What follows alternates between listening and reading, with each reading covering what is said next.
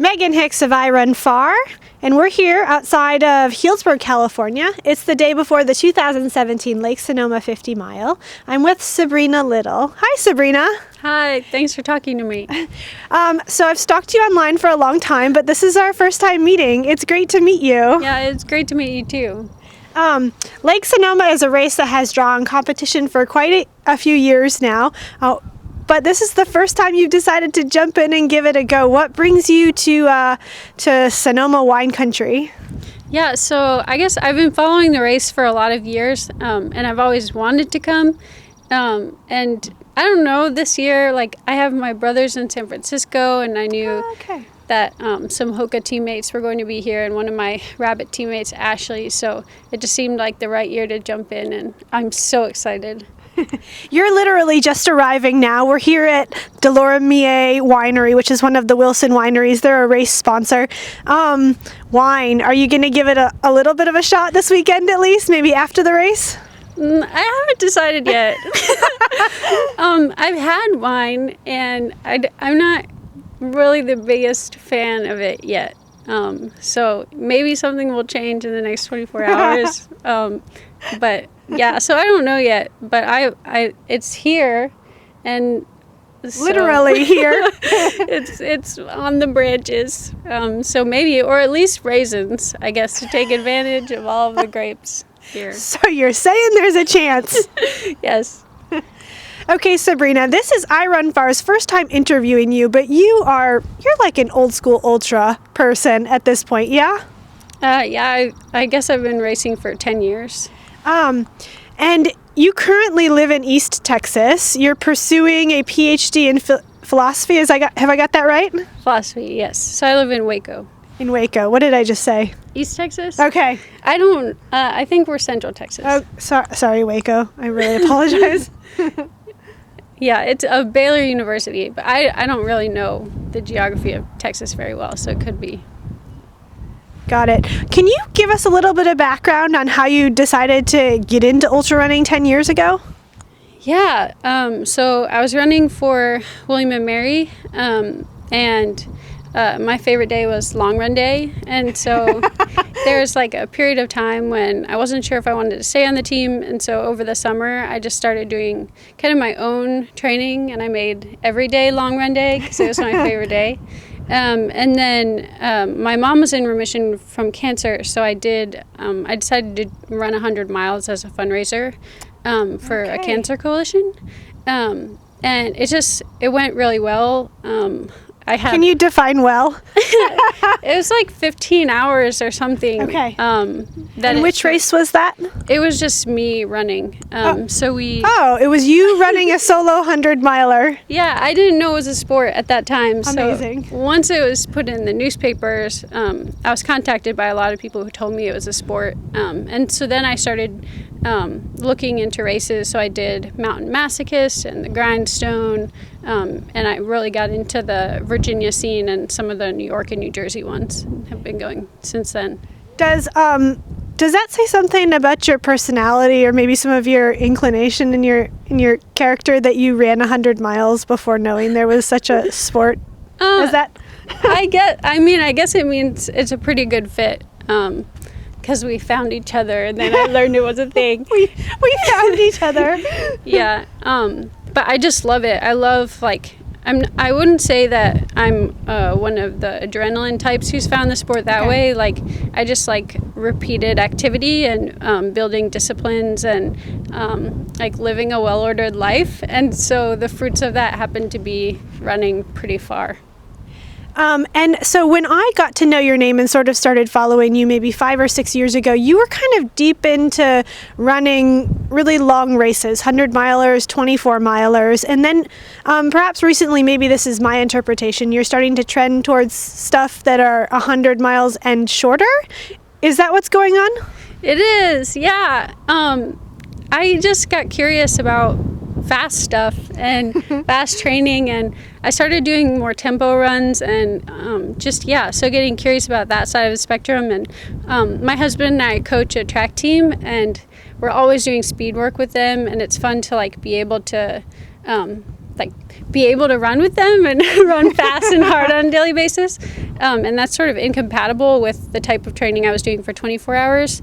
And I also think like over the long term, it's probably more sustainable. I mean, it sounds crazy to say I've become more moderate and so I run 100 miles now, but that's actually what it is.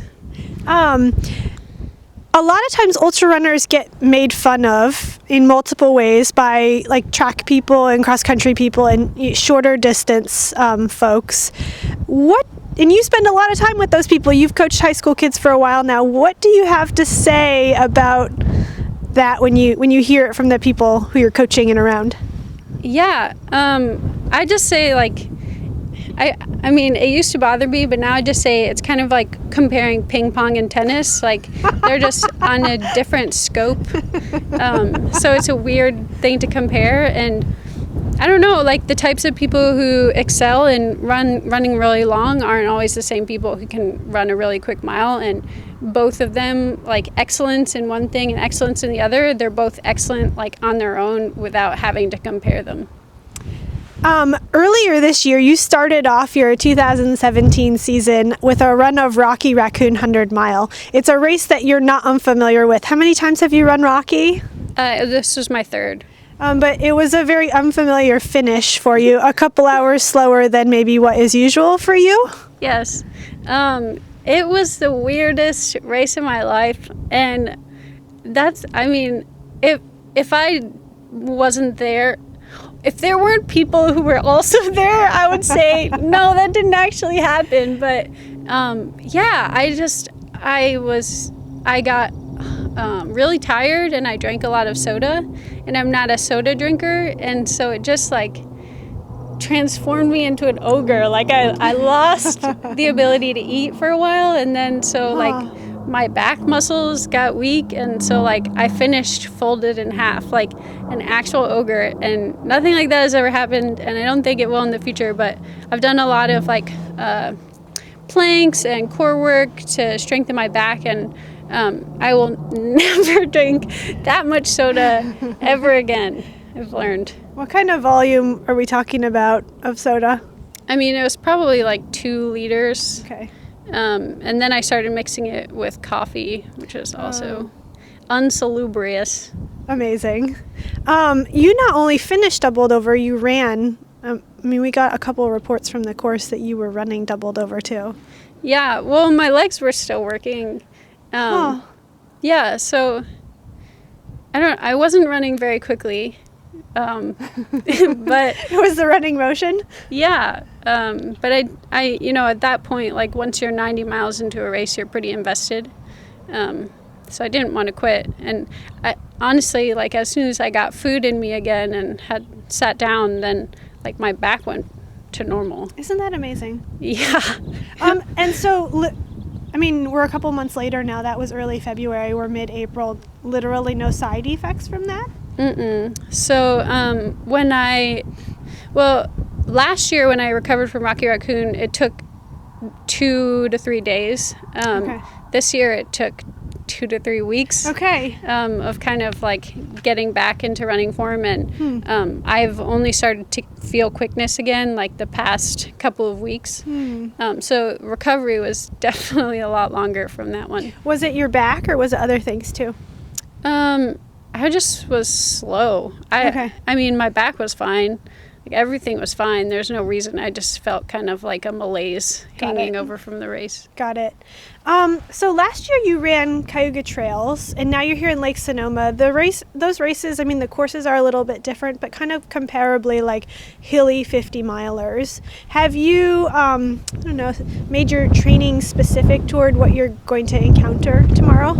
Yeah. So, more so than I did for Cayuga. Okay. This year I'm working with David Roche. Okay. And so he knows the territory here. He knows the territory. Yeah, and he's been focusing on having me be really intentional in downhills. And then also like doing more stacking up of long runs back to back. And I've incorporated more leg lifting. So I feel like my legs are better seasoned than they've been in the past. But he's also like, his focus is also just aerobic efficiency. So we've done a lot of like tempo style work, or like pickups in the middle of long runs and things like that. So I've seen a lot of race results for you over the years, but outside of running like the IAU 24-hour World Championships, you very rarely face a field of women as deep as you're going to encounter tomorrow. Have you given that any thought? Yeah, I am so excited. I mean, that's what I love about running. Like, I love competing and striving with people, and like, I'm not necessarily competitive, like, oh, I have to win, but I love like being able to like look to your left and look to your right and be sharing it with someone. And yeah, so when I'm in Texas, it's mostly time trialing, or just like, I don't know, I'll try to compete with the men more. But I'm so excited. Like, these women are incredible and people that I look up to, so I'm excited to run with them.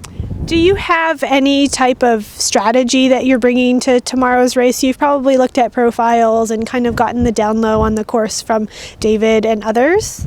Yeah, so David's race plan is smile your face off, and just like make sure that it's a joyful thing. Like, running is absurd, like this whole thing is absurd, just like remember that in the moment and not take it too seriously, but then also on the logistical side, not going out too hard. Okay. So I've heard that like a lot of people significantly slow on the return, and then they call it the race of 1,000 paper cuts, like by hills.